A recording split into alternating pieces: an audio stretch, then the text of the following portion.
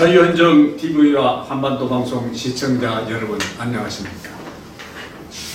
오는 4월 10일 실시되는 제22대 국회의원 총선거가 50여일 앞으로 다가오면서 우리 자유민주 대한민국의 가치와 미래를 책임질 정당이 어떤 정당인지 스스로 드러나고 있습니다.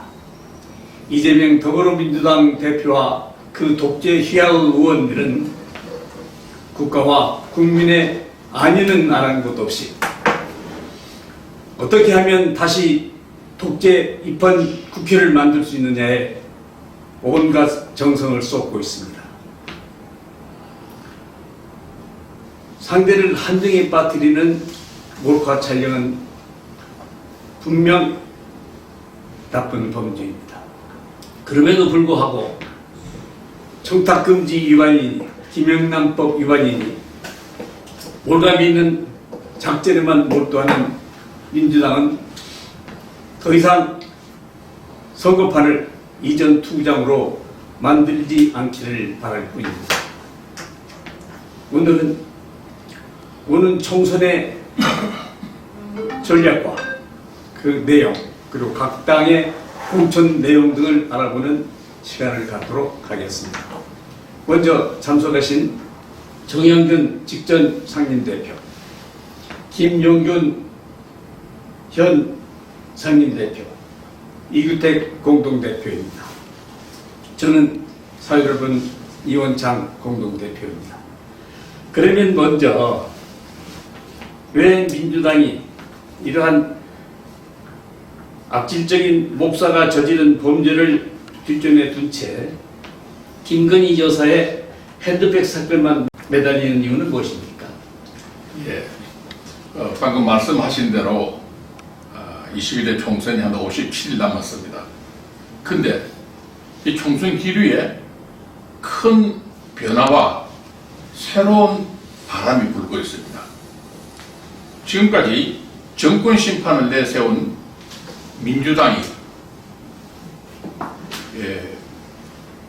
국민의힘, 즉 586 운동권 청산을 주장하는 내세운 국민의힘의 7, 8%를 앞서고 있었는데 지금은 역전되었습니다. 그 역전된 원인이 뭐냐? 우리가 짚어봐야 되겠습니다. 먼저 한동훈 비대위원장 체제가 들어서고 나서 국민의힘은 10% 정도 수직 상승을 했습니다. 반면에 열린우리당은 8, 9% 내려가서 지금은 국민의힘이 우위에 섰습니다.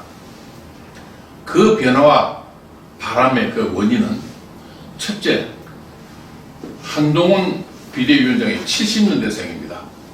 따라서 비대위원이라든지 새로운 영입 인물들이 다 젊은 그러한 인재들로 구성되어 있습니다. 그리고 두 번째는 선거 정책이 굉장히 중요한 것 같습니다. 낙동강 벨트, 한강 벨트, 경기 반도체 벨트를 통해서 이길 수 있는 사람들을 공천하고 있습니다. 또한 일본 낙하소내가 하던 그 자객 공천을 지금 그대로 활용을 하고 있습니다. 윤희석 의원이 임종석을 겨냥하고 박민식 장관이 김민석 의원을 잡겠다고 나서고 있고, 특히나 원희룡 전 장관이 이재명 대표를 바로 겨냥해서 나서고 있는 그러한 실상이 전개되고 있습니다. 그리고 무엇보다도 중진들을 그때 그 구인물 한 지역구에 오래 한 중진들을 재배치하고 있습니다. 저는 이 재배치가 상당한 갈등과 거부로서 상당히 문제될 줄 알았는데 의외로 서병수 의원, 김태호 의원, 조혜진 의원 등이 전국을 수록하고 새로 낯선 곳에서 선거를 나서겠다고 출마 참여를 하고 있는 것이 굉장히 긍정적으로 받아들여지고 있습니다.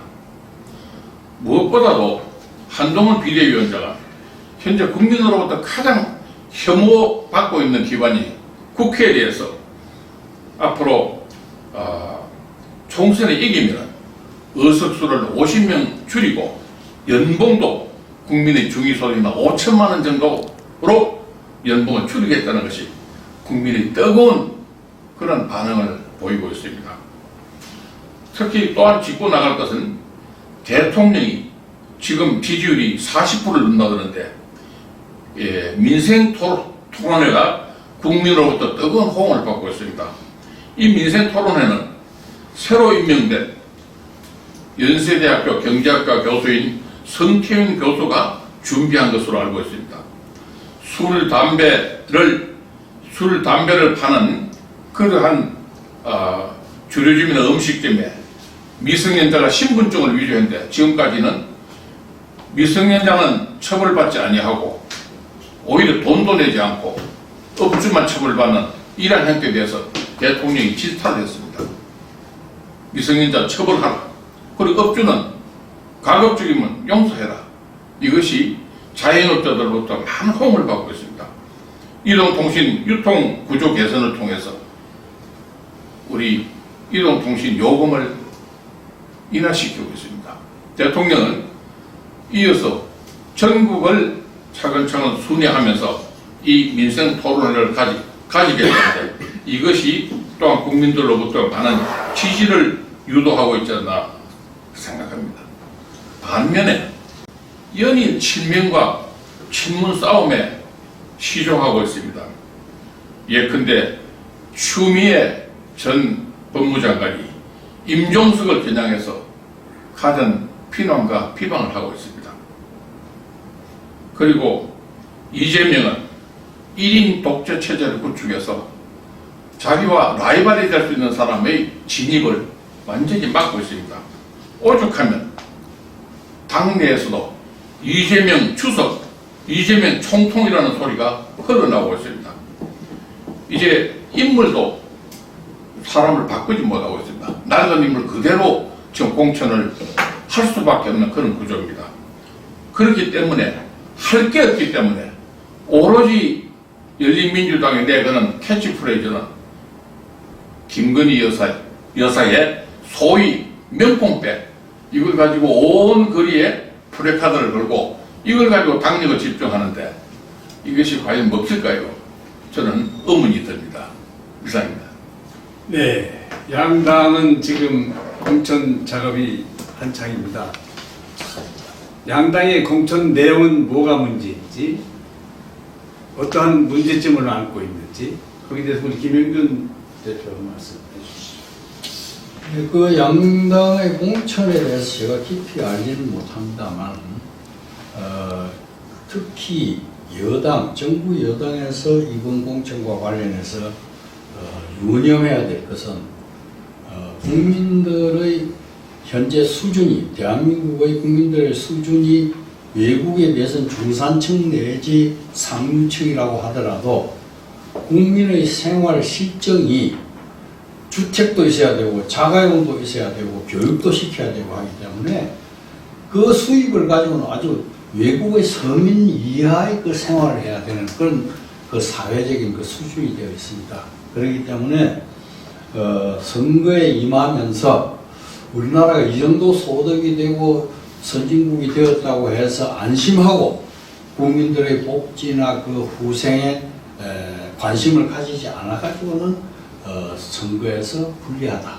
그렇기 때문에 현재 국민들이 고통을 안고 있는 소위 이 절대 빈곤층 문제는 해결이 되었지만 상대 빈곤층 문제가 해결이 안 되고 있기 때문에 이 문제에 대해서 정부 여당에 특히 신경을 써야 되겠다 그런 말씀을 드리고, 또 하나는 인재를 등용함에 있어 가지고 적재적소에 써야 되기 때문에 이번 공천에서 그 후보자 개인의 어떤 그 찬란한 경력보다는 이 사람이 가지고 있는 용기와 그리고 그 능력, 이것을 엄중히 평가를 해가지고 공천을 해야 되겠다 그런 생각을 하고 있습니다. 또한 사상적인 면에서 어제 그 탁구 선수권 대회를 보니까 북한이 DPRK라고 안 쓰고 D를 빼고 PRK라고 옷을 입고 있습니다. 그건 뭘 의미하느냐, 우리는 민주주의 안 하겠다는 걸 북한에서 완전히 선언하고 있는 거예요. 그런데 우리 대한민국에서도 지난번에 그 구정권에서 내놓았던 헌법 개정안에 보면 사람민주주의라고 해놨어요. 자유민주주의가 아니고 우리나라를 사람민주주의. 사람이라 그러면 인민 아닙니까? 인민민주주의로 가자는 그러한 그 일부의 준동이 있다 하는 것을 우리가 생각하면서 사상적으로 자유민주주의를 확고히 할 수 있는 그런 인재들을 우리가 여기서 반드시 뽑아야 되겠다. 그런 제가 충고를 드리고 구체적인 그 공천 내용에 대해서는 제가 현재 특별히 많이 아는 바가 없습니다. 더불어민주당 공관위원장이 이 문재인 정권 하에서 중요한 직책에 있었던 분에 대한 공천을 마다하고 있습니다. 그 원인은 한동훈 비대위원장이 중구성동에 대해서 윤희숙 전 의원과 임종석 비서실장 간에 누가 더 경제를 살릴 것이냐 하고 한 그 말에 큰 곤욕을 치는 장면으로 저는 이렇게 봅니다. 그래서 이 문재인 정권 하에서 있었던 그 장관이나 측근들은 공천에서 어떻게 될 것 같습니까? 이국택 대표께서 한번 말씀해 주죠. 저는 이번에 총선의 개념을 우선 선정해야 될 것 같습니다. 이번 총선은 넓은 의미의 체제전쟁이고 이념전쟁이고 제2의 6.25 전쟁의 연장선에서 우리가 개념을 찾아야 될 것 같습니다. 지난번에 대통령 선거 때 과연 이재명이냐 윤석열한테도 마찬가지로 자유민주주의 체제냐 좌파 공산주의 체제냐 하는 판가름 속에서 우리 자유우파가 승리한 것입니다. 마찬가지로 이번에 총선도 자유민주주의 체제냐 좌파 공산주의 체제로 가느냐 하는 중대한 기로에 있기 때문에 이러한 입장에서 우리 국민들이 과연 자유민주주의 체제를 원한다면 우리 국민님을 압도적으로 당선시켜 주셔야 되겠다는 말씀 드리고, 두 번째, 지금 국민의힘은 그 나름대로 21대 총선 때 황교안 대표 시절의 미래통합당 그 당시에 엄청난 그 데미지랄까 여러 가지 어떤 그 있기 때문에 이번에는 아마 공천을 이기는 공천, 공평과 공정하겠다는 그러한 그 공천심사위원장의 말과 또 한동훈 비상대책위원장의 말에 의하면 그것만 지켜주면은 무난히 이번에 승리할 수 있다.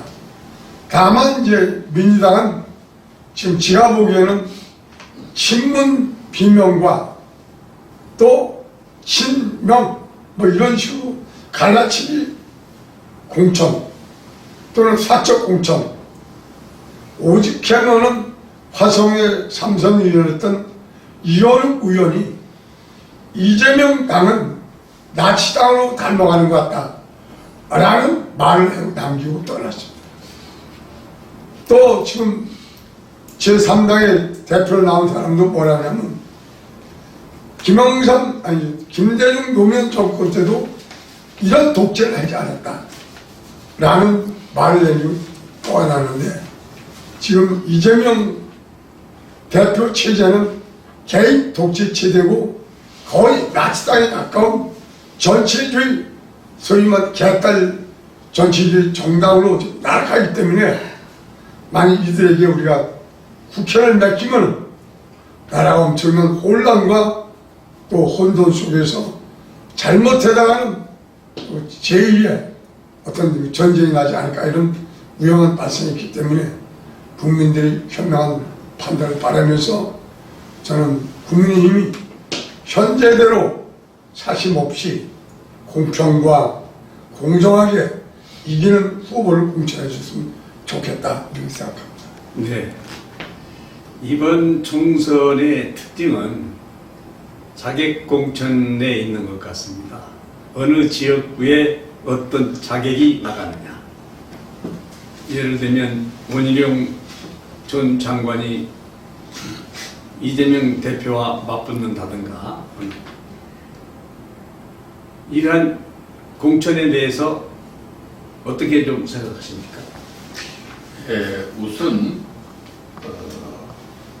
특정한 어떤 자객 공천보다도 우선 앞으로 이 지금 구도가 어떻게 돼갈 것인가, 이걸 좀 말씀을 드리는 게 좋지 않겠다 생각을 합니다. 재밌는 것은 윤희석 전 의원이 중성동 을에 출사표를 던진 임종석 전 비서실장을 향해서 뭐라고 했냐면은, 신동엽 유명한 시인의 시에 나오는 껍데기는 가더라, 이러한 말을 던지면서 저격하고 나섰습니다. 지금 국민의힘은 속살이고 민주당은 껍데기다 하는 것이 지금 현 상황 실정에 굉장히 맞는 것 같습니다. 한마디로 새로운 정치, 변화와 개혁을 치고 나서는 국민의힘에 대해서 낡은 정치, 수구 정치, 운동권 정치에 민주당과 아주 대비되는 것 같습니다. 또한 계속되는 민주당의 사법 리스크도 그냥 간과할 수가 없습니다. 송영길 봉투 사건에 관련된 그러한 의원들이 계속 증가하는가 하면 새로운 사법 리스크가 계속 추가되는 것 같습니다. 이것은 이재명 대표의 사법 리스크가 이어서 열린 민주당의 그런 이미지를 굉장히 국민에게 퇴색하는 한 원인이 될 것 같습니다. 한마디로 열린민주당에는 스타가 없습니다. 새로운 인물이 없습니다. 추미애 의원도 국민으로부터 별 호응을 받지 못하는 걸 알고 이재명 대표가 별도로 만나서 출마 포기나 또는 흠지에 나서서 권유했다는 그런 보도도 있습니다. 제3지대 개혁신당이 언론으로부터 여러 가지 형태로 보도되고 있습니다. 그런데 이것 또한 열린민주당에 굉장히 악재로 작용을 하고 있습니다. 이낙연 전 의원은 호남의 표를 잠식을 할 것이고, 이준석은 20, 30대, 즉 20, 30대 상당 부분이 열린민주당을 지지한 이 20, 30대 표를 끌고 또 나갑니다. 이것도 굉장히 악재로 되어 있기 때문에 많은 정치 분석가들은 253 지역구 중에 현재 추세로 가면은 국민의힘이 155석 정도 하지 않겠느냐, 그렇게 보고 있습니다. 여기에 준연동제입니까? 여기 한 47석 중에 23석을 합친다 하더라도 180석 가까이 되는 그런 압승을 할 것이라고 하는데, 이러한 추세는 앞으로 갈수록 더 계속될 것이기 때문에 이제 민주당은 이번 총선은 사실상 끝장이 나지 않았나, 이렇게 보고 있습니다. 네. 그렇다면 윤석열 대통령의 선거 불개입 선언, 이게 끝까지 다 유효하게 될 것 같습니까? 김영겸 대표. 네, 지금 현재 정치권에서 이번 선거는 중간 평가다. 또 이번 선거는 소위 야당의 독재 체제에 대한 평가다. 이런 두 가지의 흐름이 있습니다.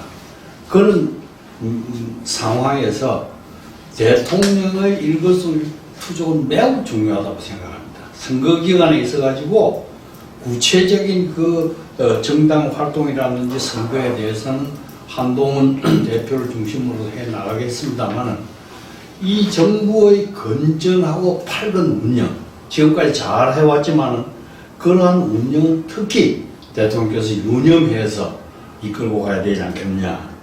따라서 대통령 계속해서 국민의 어려움과 아픔과 고통을 살피시고 또 그 민원을 철저히 접수해가지고 해결을 해주고 공무원들을 계속해서 감독하고 독려를 해서 국민 민생에 조금이라도 지장이 없도록 그렇게 하는 노력을 계속 하셔야 될 뿐만 아니라 앞으로 이 대통령께서 이것이 정권에 대한 심판이다 하는 그런 입장에서 야당이 밀고 온 데에서 조금 더 허점을 보여서는 안 될 것이라고 생각합니다.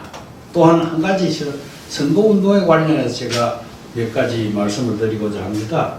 우리가 선거도 많이 해봤습니다만은 이 선거가 웰빙 선거를 해서는 안 됩니다. 이 전라도 지방에서 이재명 의원이 2번이나 거기서 몸으로 뛰어가요. 자전거 타고 다니면서 유권자 한 사람을 만나가지고 2번이나 당선된 것을 우리가 큰 교훈으로 삼아야 돼요.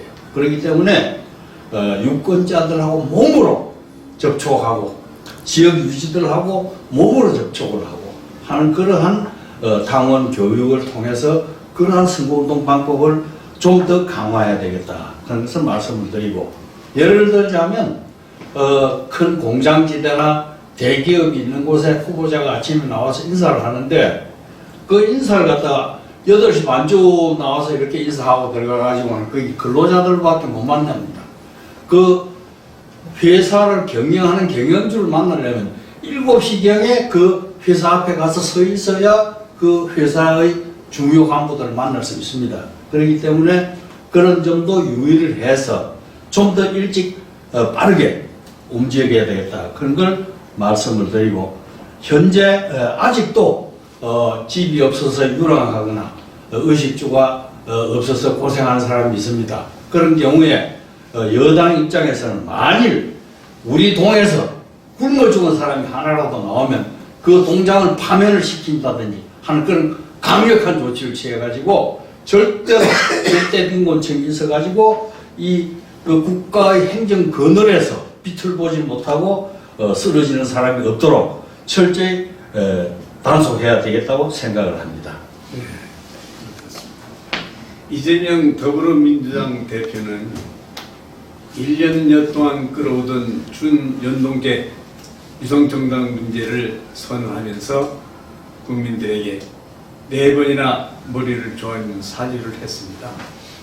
그 유성정당에 민주당이 어떤 혜택을 보고 국민들은 유성정당에 대한 어떤 생각을 갖고 있습니다. 이규택 대표께서 한번 설명해 주시죠. 네, 이게 준연동형 비례대표 제도가 세계사상 없는 대한민국의 유일한 과거 민주당의 창작물인데 아주 괴물인데 지금 이제 국민의힘 어쩔 수 없는 법이 있기 때문에 국민의힘에서 아마 그 국민의 미래라는 이제 우생정당을 창당한 거야 같고, 또 민주당 아직 이제 지금 범야권을 통합하기 위해서 뭐 민주연합인가 무슨 우성정당을 만든다 또 하고 한다고 하는데, 저는 과거 21대 그 준연동형 비례대표일 때 그 당시 미래통합당이 상당한 표를 의석수를 가져왔어요. 그래서 국민의힘에게는 이제 불리하지 않는 제도다 결과적으로. 다만 이제 지금 소위 말하는 이준석과 이낙연 등이 만든 소위 뭐 개혁신당인가 뭐 무슨 당에서 그 사람들이 이제 정당을 만들 건지 우성정당을 현재는 안 만든다고 그러는데 마치 종국에 만들 겁니다. 이제 만들게 되면 그 향방이 좀 어떻게 될지, 가장 중요한 게 중도층이 좀 어디로 가느냐, 전 이걸 생각하는데, 과거의 21대를 보니까 그 당시에 수도권에서 이 미래통합당은 실패를 했지만 경기도가 51석인데 7석밖에 못 했어요. 서울이었었어요. 아주 참패당할 때.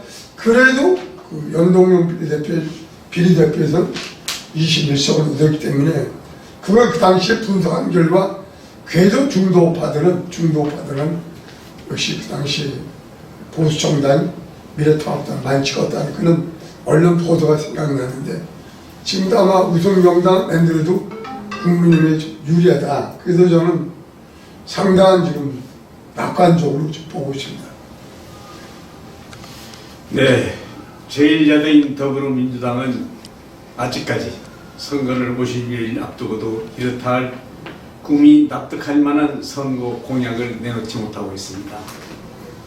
오직 사악한 목사가 촬영한 몰래 카메라에 의존하면서 그 사건 하나만을 가지고 선거를 치르려 하고 있습니다.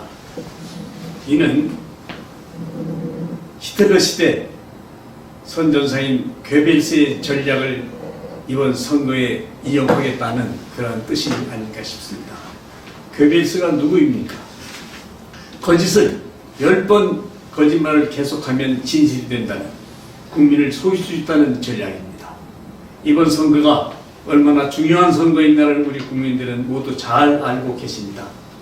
민주당에 속지 마시고 대한민국이 살아가야 할, 앞으로 지탱해야 할 자유민주의 가치를 지킬 수 있도록 이번 선거에 모두가 참여해서 새로운 대한민국이 탄생할 수 있도록 국민 모두가 함께 일어나가시기를 기대합니다. 이 선거에 있어가지고 미래를 위한 어떤 밝은 정책들이 나오질 않고 뭐 영부인 카방 문제니 이런 걸 가지고 치연말단적인 걸 가지고 지금 그 이슈를 삼아서 국민들 그 눈을 속이고 귀를 속이고 입을 속이는 그러한 그 상황이 벌어지고 있습니다. 그렇기 때문에 이 문제는 과연 이 지역 말단적인 문제를 가지고 자꾸 논하면 과거 대통령 부인들의 행태가 어떠했느냐, 외국 여행을 몇 번을 갔느냐, 또 외국에 가면 돈을 얼마나 썼느냐 하는 것을 전반적인 걸 한번 다시 들추어내 가지고 한번 비교를 해서 과연 현재의 영부인이 과거의 영부인보다 더 많은 어떤 그러한 사칙을 하고 그러한 해외여행을 즐기고 했느냐 하는 데 대해서도 한번 우리가 따져봐서 만일 영부인이 국고를 탕진했다든지 국가의 위신을 소위 추락시켰다든지 한 그러한 것을 다시 한번 따져가지고 이런 지역 말단적인 논쟁에서 우리가 피해가야 될 것이다. 그런 것을 말씀을 드립니다. 네, 저는 이참에 어제 그저께 다큐멘터리 영화 건국전쟁을 봤습니다. 그 건국전쟁에서 과연 20만 박사가 없었더라면 오늘날의 대한민국이 존재하지 않고 아마 지금도 우리 남한의 5천만 국민이 김정일의 발바닥 밑에서 지금 신음하고 죽어갈 수 있을 거는 모릅니다. 거기서 한동훈 비상대책위원장이 어느 행사장에 가서 그런 얘기를 한 장면이 나옵니다. 이승만 대통령이 농지개혁이야말로 오늘날의 대한민국을 있게 만들었다. 정말 엄청난 일을 했다. 그 농지개혁을 함으로써 전부 농지를 일반 국민에게 백성들에게 놀아줬는데 북한은 아직도 국유화 되고 그런데 6.25 전쟁 날 때 그 농민들이 자기 농토를 지키기 위해서 나라를 지켰다. 나는 그 내용이 나올 때 정말 그 20만 박사의 그 업적과 또 하나는 그 미국과 한국 간의 한미 동맹 그 체계를 없었더라면 우리나라는 안정되지 않고 불안하기 때문에 오늘날 이만은 성장하지 못했다. 이제 그런 등으로 봐서 과연 그 내용 전체가 이승만 박사와 박정희 대통령을 아주 그 업적을 얘기하는 그 다큐멘터리인데 그 정통을 이어받은 우리 국민의힘이 이번에 압도적으로 당선돼서 윤석열 대통령이 정권이 교체됐습니다만 입법부가 교체가 안 됐고 사법부가 교체가 안 됐고 언론이 교체가 안 됐기 때문에 아직도 지금 많은 장애물과 어려움이 있습니다. 그래서 이번에는 그 이승만 대통령과 박정희 대통령 그 정신을 이어받은 국민의힘을 압도적으로 지지해 주셔서 반드시 윤석열 정부가 성공하는 그런 정부가 되어주기를 간절히 바라면서 꼭 우리 국민들 모두 다 건국전쟁의 영화를 봐주시기 부탁합니다. 감사합니다. 얼마 전 국민의힘 한동훈 비대위원장이 연탄 배달 서비스를 나간 일이 있습니다. 옆에 동료들이 힘겹고 장난스럽게 얼굴에 연탄재를 발랐죠. 이를 두고 민주당에서는 정치 수조라고 비난하고 나섰습니다.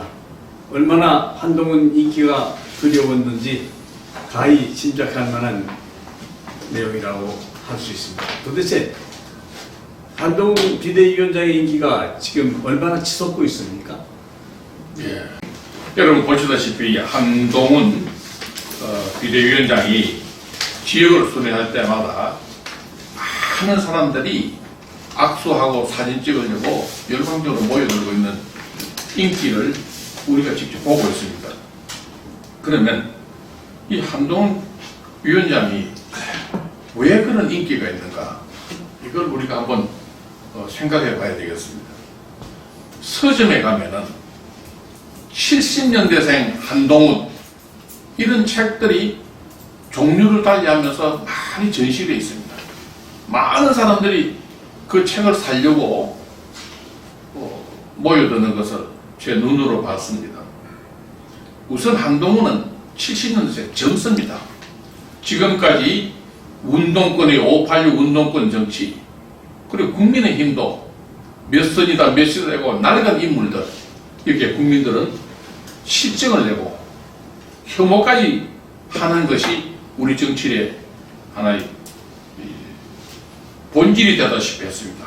그런데 한동훈 위원장은 저는 너무 놀랐는 게 사무총장을 보궐선거에 당선된 소위 0.5의원을 발탁을 해가지고 그 막중한 선거에 사무총장을 임명하고 그리고 비대위원들도 무슨 이름이나 명성이나 그런 것이 없는 평범한 사람들을 젊은 사람들을 전부 임명을 해서 함께 나가고 있습니다. 한동훈 위원장은 국민의 마음을 잘 읽는 것 같습니다. 국회에 위원 봉급이 많다. 이거 국민이 중위소득 정도로 줄여야 된다. 의원수도 많다. 그리고 제가 한번 듣고 놀란 것은 이번 구정 명절 때 아마 종래 관례대로 관련된 인사들에게 선물을 하는 돈이 한 7천만 원에서 1억 정도 있었던 모양입니다. 이것을 한동훈 위원장은 선물하지 않고 연탄을 7만 장을 사서 아주 연탄 한 장도 살 수 없는 그런 빈곤한 가정에 직접 가서 배달을 했습니다. 한동훈 위원장이 왜 국민한테 있겠느냐? 지금까지의 정치 행태와는 전혀 다른 행보와 모습을 보이는 것이 국민의 마음에 깊이 와닿고 있는 것이 그 비결이 아닌가 이렇게 생각을 합니다. 예. 핸드백 사건에 제1야당인 민주당이 이렇게 함몰되는 걸 보면 참 가상하다 그런 생각도 한편에 듭니다. 이에 대해서 국민의힘은 어떤 대책을 세우고 있을까요?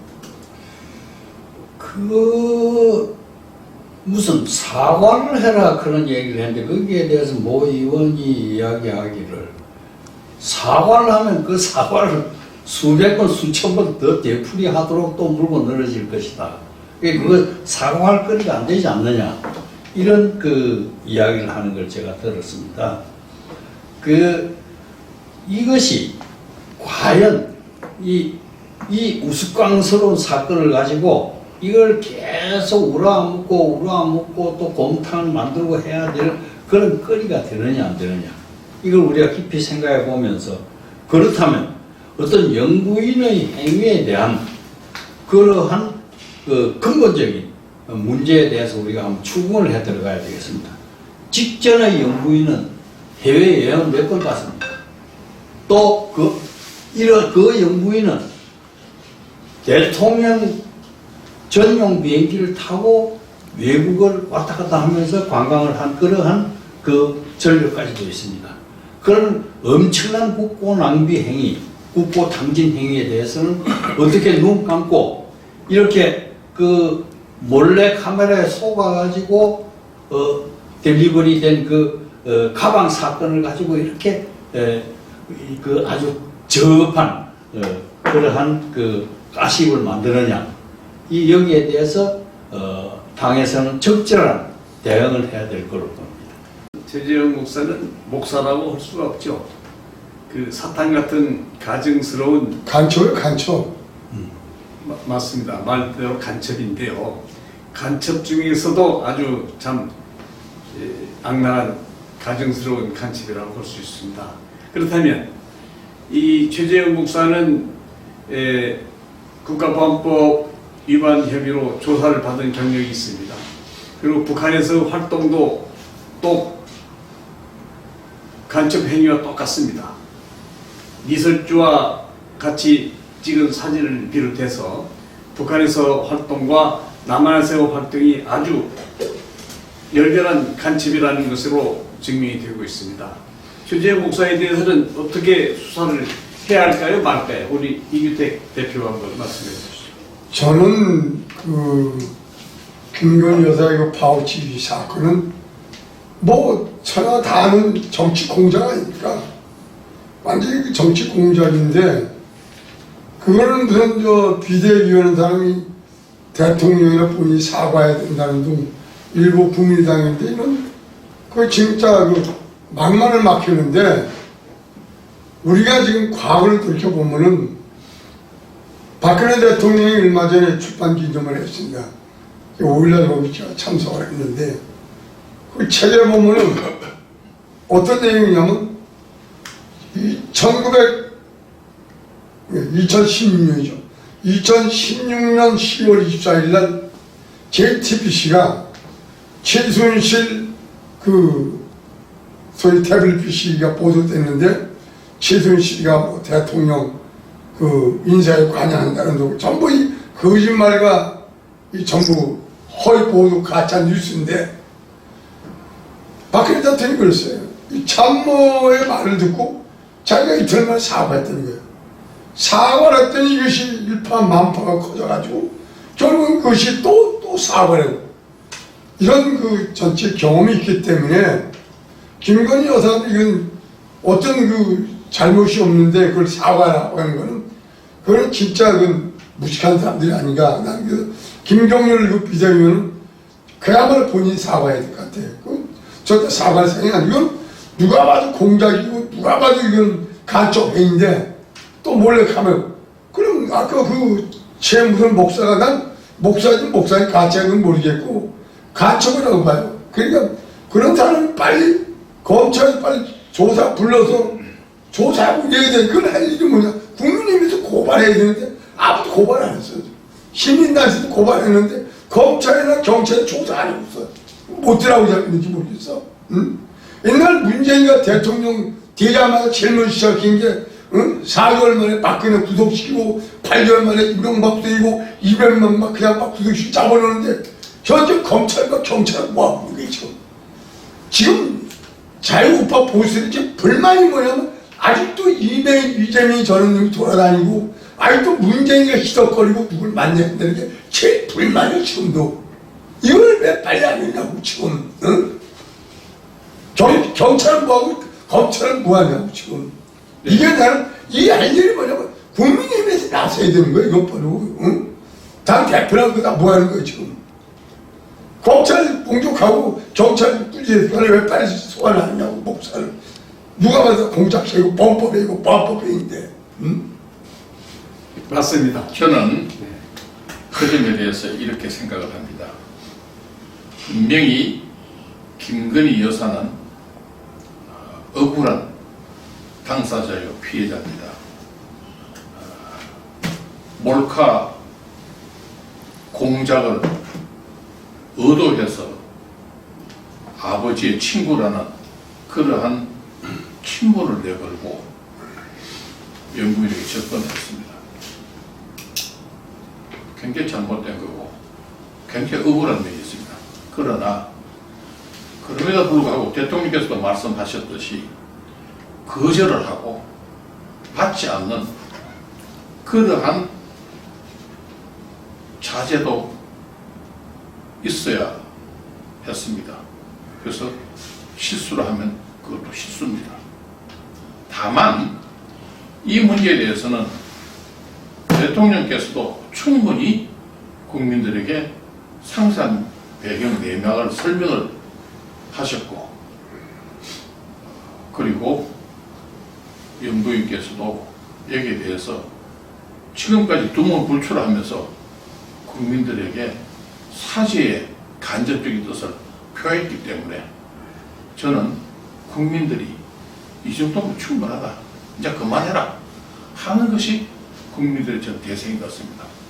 영부인의 문제를 말씀하자면은 많은 정치 평론가들이 역대 영부인 중에 최악의 영부인을 바로 전 문 대통령의 영부인인 김정숙 여사를 이야기합니다. 제가 어떻게 보니까 5년 동안 여행을 48회를 했습니다. 두 번째 많이 한 분이 뭐 28회, 27회, 그럼 뚝 떨어집니다. 그 다음에는. 문 대통령 5년 기간 중에 2년 동안 팬데믹, 소위 코로나로 2년 동안 외국에 못 나갔는데도 그 정도로 많이 나갔습니다. 그리고 옷을 얼마나 많이 해입었든지 별별 말이 많습니다. 옷에 국민의 세금으로 쳐받고 휘감고 대통령 앞당에 서서 손을 흔들면서 가는 모습을 우리는 잘 알고 있습니다. 네. 이러한, 그리고 대통령 전용기를 가지고 타자마을에 관광객을 했습니다. 관광한 장소에도 거의 바로 100여 곳에 역대 어느 영부인도 가지 않는, 영부인들은 보통 외국에 가면은 그 현지에 우리 교포들을 위로하고 교포들과 만나는데 이분은 거의 관광지에 구경하는데 전념했대도 과언이 아닙니다. 지금 민주당이 이야기하는 대로 특검을 하려면은 문 대통령의 영부인부터 특검을 하고 그 다음에 특검을 하자고 주장하는 것이 순리에 저는 맞다고 생각을 합니다. 네, 절대 공감합니다. 민주당, 제1야당인 민주당이 사과하라 저렇게 끝까지 버티고 있는 것은 사과하기만을 기다렸다가 사과하는 순간부터 그것을 사실로 인정하면서 국민 홍보에 나서려는 계획 때문입니다. 그것은 1년여 전에 촬영한 몰카를 선거철에 맞춰서 폭로한 것 그 자체가 불순한 동기고 국민을 기만하는 행위이기 때문입니다. 네, 감사합니다.